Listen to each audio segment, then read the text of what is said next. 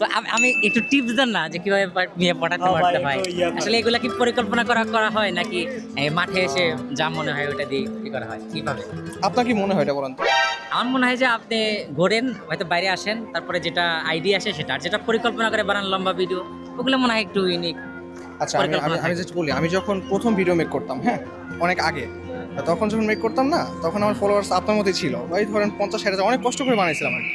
আমার 1000 ফলোয়ার্স বানাইতে টাইম লাগছে 2.5 বছর, আর 1 মিলিয়ন বানাইতে টাইম লাগছে মাত্র 20 দিন। তো বুঝেন। আমি জানি, আমি আপনার যখন গ্রোয়িং সিস্টেমটা ছিল, মানে গ্রোয়িং হচ্ছিল, তখন আপনার ভিডিওগুলো আমার সামনে আসতো।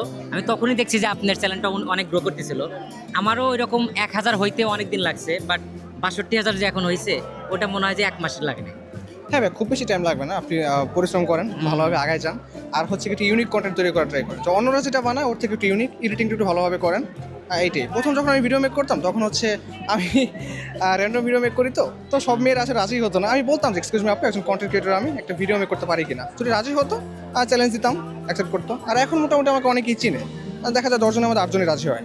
আর আগে তো এরকম পাইতাম না ভাই। প্রথমে একটু কঠিন হয়ে যায়, পরে যখন চেনে যায় তখন কিন্তু আপনাকেই তারা খোঁজে সেলফি আমাকে তোলার তারা জন্য, খোঁজে। ইন্টারভিউ দেওয়ার জন্য। এটা একটু সহজ হয়, কিন্তু যারা নতুন আসবে তারা কিভাবে কি করবে এটা। ওইটাই কষ্ট করে করেন, ইউনিক কন্টেন্ট মেক করেন, অথবা অন্য যেটা করতেছে এটাই করতে হয়, এমন তো কোনো কথা নেই। আপনার যেটা ভালো লাগে ওটা করেন। আচ্ছা, আমি আসলে ব্যাচেলর এক সময় ছিলাম, ঢাকাতেই ছিলাম। তো আমার প্রবলেম হচ্ছিল কি, ঢাকাতে আমি আবার সেট আপ রাখতে পারতেছিলাম না, ব্যাচেলর যেহেতু।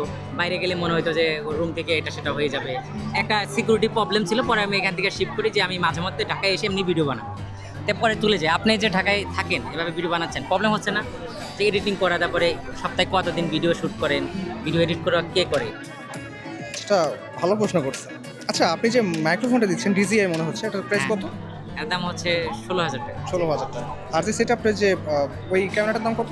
ক্যামেরাটার দাম 80,000 টাকা দাম কিনছিলাম আর কি। আচ্ছা, টোটাল আপনার কত হাজার টাকা সেট আপ আছে কম্পিউটার সহ? কম্পিউটার তো আমার একটা ম্যাকবুক চালাই আমি, ওটা 2.5 লাখ টাকা দাম। আর হলো এটার দাম 1,80,000। মাইক্রোওয়েভের দাম 16-17,000। আরও কিছু আছে, রিং লাইট টিল লাইট, এটা সেটা বুম টুম মাইক টাইক স্ট্যান্ড মিস্ট্যান্ড কিছু আছে, আমাদের যাই যোগ করলে হয়তো আসবে এরকম।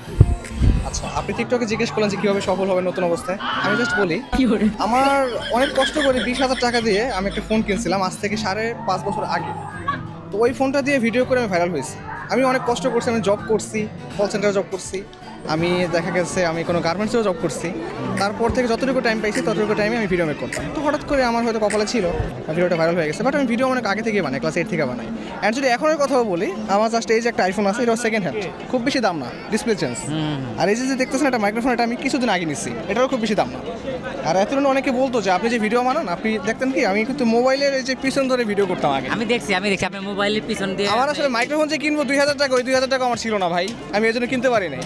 তা আমি এখনও কিন্তু জাস্ট এটা দিয়ে এডিট করি, এটা দিয়ে সব কিছু। কম্পিউটার আছে, বাট কম্পিউটার আমার লাগে না। আমার এডিটিং আমিই করি, আমার ভিডিও আমিই বানাই। আমার কথা হচ্ছে, আমি 10টা ভিডিও মেক করবো না, আমি 10 দিন কষ্ট করে আমি একটা ভিডিও মেক করবো, যাতে আমার 10 বার দেখে।